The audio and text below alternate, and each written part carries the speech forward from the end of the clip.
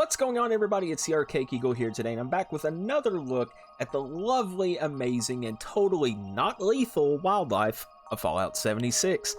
Last time I took a look at a Fallout mainstay, the Deathclaw, but today I'm getting a little more modern. I'm going to be looking at a relative newcomer to the series, the ruiner of lake vacations everywhere, the Mirelurk.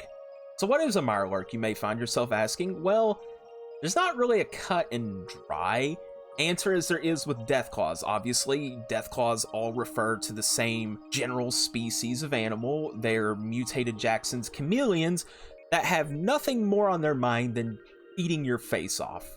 However, with Mirelurks, this is applied to several different creatures. In the Fallout universe, the Mirelurk tends to be considered any group of aquatic reptiles or crustaceans that exhibit violent tendencies. Now, the exceptions to this are the angler, the fog crawler, and the hermit crab, which will each be touched on in later videos. And to make sure that I don't just lump everything together, I'm going to break it down by the different subtypes of Mirelurks and give each one as much time as I possibly can. So starting off is your run-of-the-mill dime-a-dozen crustacean killing machine, the standard Mirelurk. Now, Mirelurks in Fallout appear to be based in part on two different species of crabs, these being the horseshoe crab and the Chesapeake blue crab. While Fallout 3 Mirelurks tend to draw their influence more from the horseshoe crab, obviously with their tail spikes and their general body design, the Fallout 4 and Fallout 76 Mirelurks tend to be more in line with a form of mutated blue crab.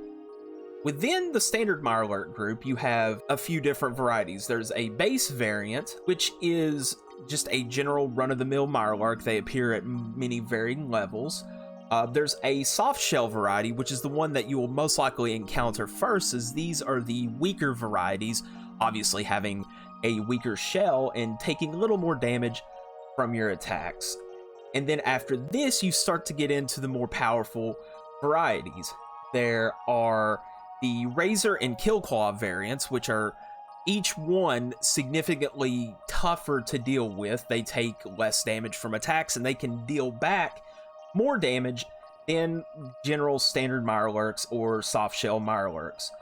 Additionally, there are the Blood Rage and Stout Shell varieties, which are even tougher to deal with and can deal even more damage. And finally, there are three varieties that are based on different environmental conditions. There are the Glowing, Scorched, and Strangler varieties, which are affected by either increased radiation, the Scorched Plague, or the influence of the Strangler Heart, respectively. And the Strangler variety of Mirelurk is typically found during the Heart of the Swamp mission.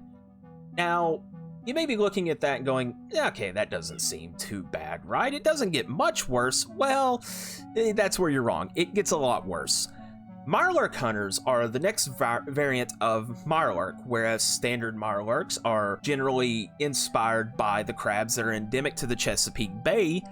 Hunters are derived from the Atlantic lobster, which typically only has a range that goes from the northern parts of the Atlantic Ocean down to around the southern part of New Jersey. However, fishermen in the Atlantic Ocean do take a small number of Atlantic crabs out of the Chesapeake Bay area during a typical year. Now, what this points to is that either conditions before the war made Atlantic lobsters more hardy and able to handle the waters in the Chesapeake Bay area, which borders Virginia and would give a landline to West Virginia, or the fallout caused by the Great War has created a much stouter version of the lobster. Now, how they got there is a little less relevant than the fact that these lobsters are a lot smarter and a lot more deadly than your average red lobster dinner. Mirelurk hunters do have a significantly smaller variety than regular Mirelurks. There's obviously a base variant, as there is with typically any enemy that you'll encounter in Fallout. There are albino hunters who have a shocking white shell as opposed to the standard red shell that you would find. There are glowing Mirelurk hunters. And then finally, there are scorched Mirelurk hunters, which obviously have been infected with the Scorched Plague that has basically taken over West Virginia. Now, while crab Mirelurks, or your standard Mirelurks, are annoying enough to deal with given their shells and their general ability to suck up damage, hunters are a bit trickier to deal with. Now, while they are able to suck up damage as well as their regular Mirelurk counterparts, they also have the ability to spit acid, which really takes away some of the advantage of a long-ranged attack and can really prove tricky if you happen to stumble on one at too low of a level, as is possible if you start exploring too far into the ash heap and happen to go outside of Lewisburg. Now we get into Mirelurk royalty.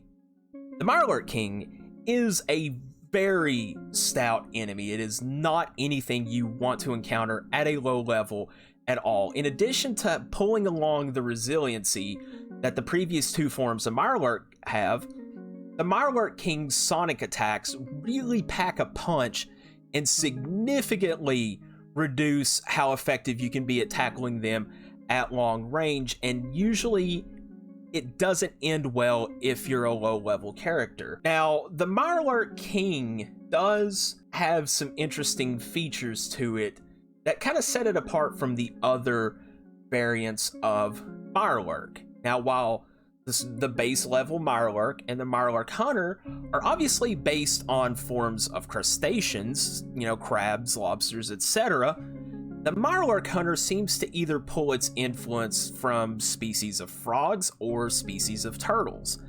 Now, West Virginia is no slouch when it comes to different species of frogs, ranging from tiny peeper frogs all the way up to massive American bullfrogs. Turtles do vary throughout West Virginia, but based on the size of the Marlar King and its facial shape, it could be a fair guess that it draws inspiration from the common snapping turtle that is endemic to West Virginia, with some inspiration pulled from frogs, such as with its webbed feet and sonic attacks, referencing how loud frogs can get. Now, the Marlar King has the same variants as the Hunter, with a base form, a glowing and scorched variant, and then it also has a unique version, the Mirelurk Deep King. As stated before, one of these members of marshland royalty can wipe a low-level character out really easy, but it's really possible to encounter multiple groups of these, particularly if you're fond of exploring the mire, or if you happen to, say, stumble into the Wendigo Cave by accident. It's possible to encounter multiple groups of them at once, posing a challenge even for high-level characters. Now, we cannot talk Mirelurk royalty without, of course, talking about the Queen Mother herself. The Mirelurk Queen is, even with the introduction of the Scorched Beast Queen and the Wendigo Colossus and the presence of behemoths, one of the larger sized enemies that you will encounter in Appalachia. It has one of the smallest pools of variants, however, being its base form, along with a Scorched and finally a Strangler version. Exploring deep watery areas of Appalachia puts you at a great risk of encountering this titanic shelled killing machine. The best way to look at what a Mirelurk can do in combat is to take the things that make all of the other variants of Mirelurks an annoying pain to deal with, squish them all together, and then make them 50 foot tall, and voila, you have the Mirelurk Queen. It has an armored shell, much like the base variant Mirelurk. The acid spit of the Mirelurk Hunter, and just the general resiliency and physical strength of the Mirelurk King.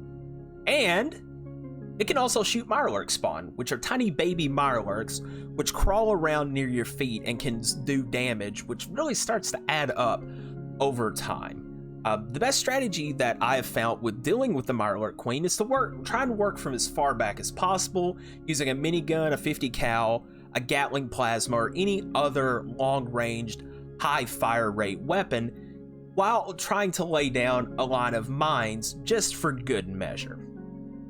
Now, it should be noted that before the release of the Wastelanders expansion, there were additional variants of each Mirelurk that could be found in Vault 94 during that quest. However, since the release of Wastelanders, those missions have been shelved for the time being.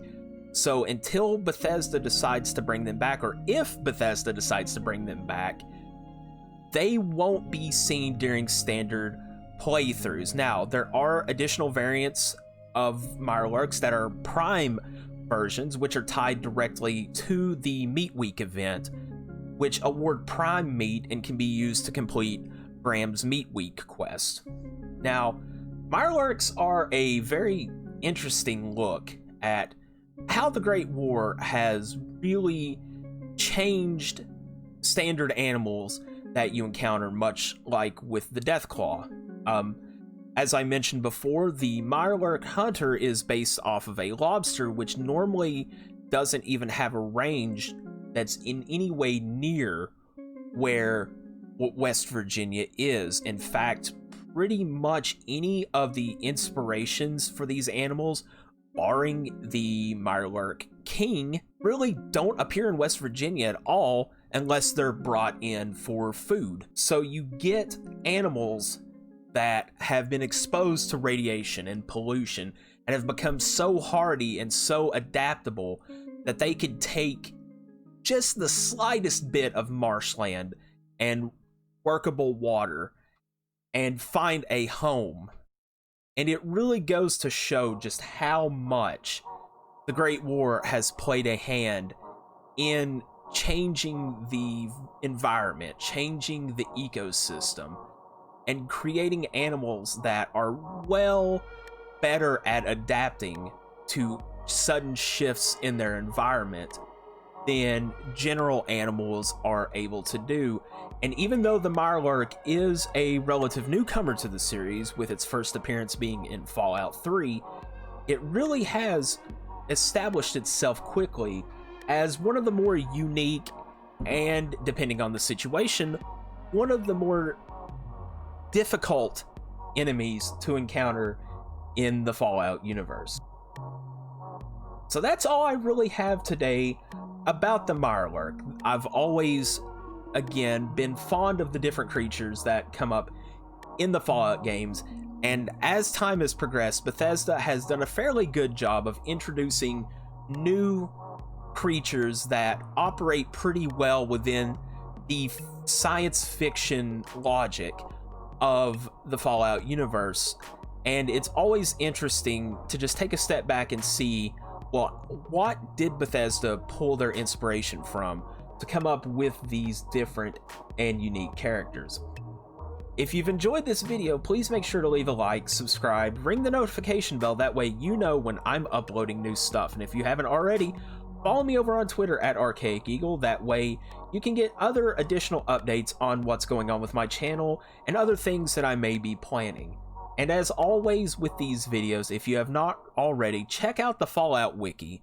This is a great place to get information about lore, about different characters, about different missions, and it's a constantly updated repository of information related specifically to the Fallout universe. I'm going to go ahead and wrap up this video. I hope you have enjoyed it just as much as I have putting it together, and I will talk to you all next time.